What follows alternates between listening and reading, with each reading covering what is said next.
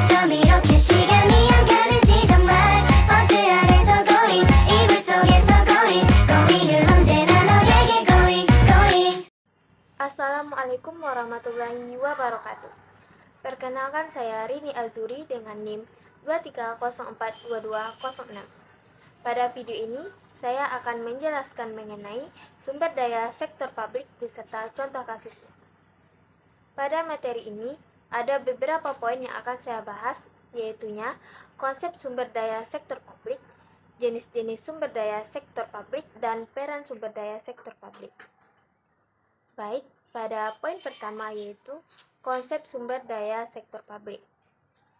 Sumber daya sektor publik adalah aset atau komponen yang dimiliki, dikelola, atau digunakan oleh pemerintah dan lembaga publik untuk memenuhi kebutuhan masyarakat. Sumber daya sektor publik dapat mencakup berbagai elemen seperti tanah, air, infrastruktur, dan dana publik yang digunakan untuk menyediakan layanan dasar seperti pendidikan, kesehatan, transportasi, dan juga keamanan. Pada pengelolaan sumber daya sektor publik ini melibatkan perencanaan, pengawasan, dan juga pengendalian untuk memastikan bahwa aset-aset ini digunakan sebaik mungkin untuk kepentingan masyarakat. Sumber daya sektor publik juga dapat berupa data dan informasi yang digunakan untuk mengambil keputusan, mengawasi kinerja pemerintah, dan memberikan layanan yang lebih baik kepada masyarakat. Sumber daya ini dapat dikelola secara langsung oleh pemerintah atau oleh lembaga nirlaba yang bekerja sama dengan pemerintah untuk menyediakan layanan publik. Poin kedua yaitu jenis-jenis sumber daya sektor publik. Jenis-jenis sumber daya sektor publik antara lain yaitu pertama, sumber daya manusia.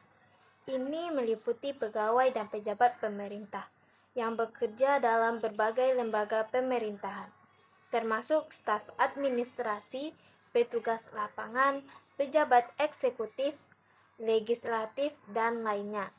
Sumber daya manusia ini memiliki peran penting dalam merancang, mengimplementasikan, dan mengevaluasi program-program publik. Kedua yaitu sumber daya keuangan. Hal ini mencakup anggaran pajak dan pendapatan lainnya yang digunakan untuk membiayai berbagai program dan proyek pemerintah. Sumber daya keuangan ini juga mencakup aspek fisik seperti properti yang dimiliki oleh pemerintah. Jenis yang ketiga yaitu sumber daya fisik. Ini termasuk infrastruktur fisik seperti jalan, jembatan, sekolah, rumah sakit, serta properti dan tanah yang dimiliki oleh pemerintah. Infrastruktur ini merupakan aset penting untuk memberikan layanan publik dan mendukung pertumbuhan ekonomi. Keempat, sumber daya informasi. Informasi dan data merupakan sumber daya penting dalam mengambil keputusan pemerintah. Ini mencakup data statistik, laporan, dokumen hukum, dan informasi lain yang digunakan untuk merancang dan melaksanakan kebijakan publik. Jenis yang kelima yaitu sumber daya alam. Banyak pemerintah yang memiliki kendali atau sumber daya alam seperti lahan, air, hutan, dan energi. Pemanfaatan dan pengelolaan sumber daya alam ini menjadi perhatian utama dalam menjaga keberlanjutan lingkungan dan ekonomi. Yang terakhir atau yang keenam yaitu sumber daya teknologi. Teknologi dan sistem informasi modern menjadi semakin penting dalam penyediaan layanan publik dan efisiensi pemerintah. Ini mencakup perangkat keras, perangkat lunak, serta keahlian teknis yang digunakan dalam operasi pemerintahan.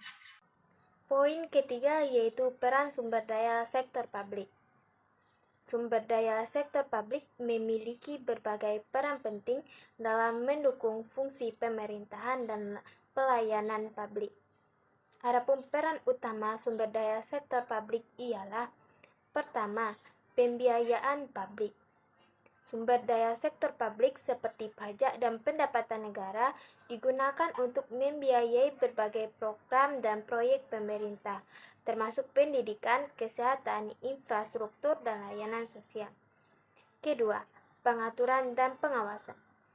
Pemerintah menggunakan sumber daya publik untuk mengatur dan mengawasi berbagai aspek ekonomi, sosial, termasuk mengeluarkan regulasi, mengawasi keamanan makanan, obat-obatan, serta menjaga ketertiban umum.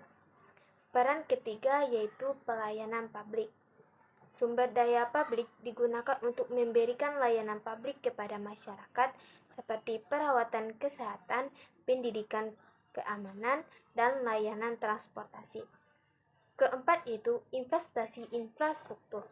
Pemerintah mengalokasikan sumber daya publik untuk membangun dan memelihara infrastruktur penting seperti jalan, jembatan, bandara, dan instalasi publik lainnya. Peran yang kelima yaitu kebijakan sosial. Sumber daya sektor publik digunakan untuk mendukung program-program kebijakan sosial seperti bantuan sosial, perumahan, dan peningkatan kualitas hidup masyarakat yang kurang mampu. Yang keenam yaitu perlindungan lingkungan.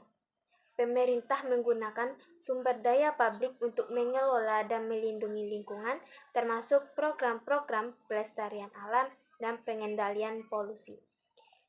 Peran yang ketujuh yaitu diplomasi dan hubungan luar negeri. Sumber daya publik digunakan untuk mendukung diplomasi dan hubungan luar negeri, termasuk misi diplomatik, bantuan luar negeri, dan kebijakan perdagangan internasional. Seperti yang kita ketahui, bahwa sumber daya air merupakan aspek penting dalam sektor publik yang harus dikelola dengan bijak. Namun permasalahannya ialah dengan meningkatnya permintaan air untuk keperluan domestik, industri, pertanian, dan lingkungan. Sementara ketersediaan air semakin berkurang akibat perubahan iklim dan polusi. Contohnya seperti manajemen sumber daya air di Sungai Colorado di Amerika Serikat. Dalam kasus ini, pemerintah bekerja sama dengan negara bagian dan pemangku kepentingan lainnya untuk mengatasi persaingan sumber daya air yang kompleks dan meningkatkan ketersediaan air melalui perencanaan dan manajemen yang bijak. Sekian materi yang dapat saya sampaikan, kurang lebihnya saya mohon maaf. Assalamualaikum warahmatullahi wabarakatuh.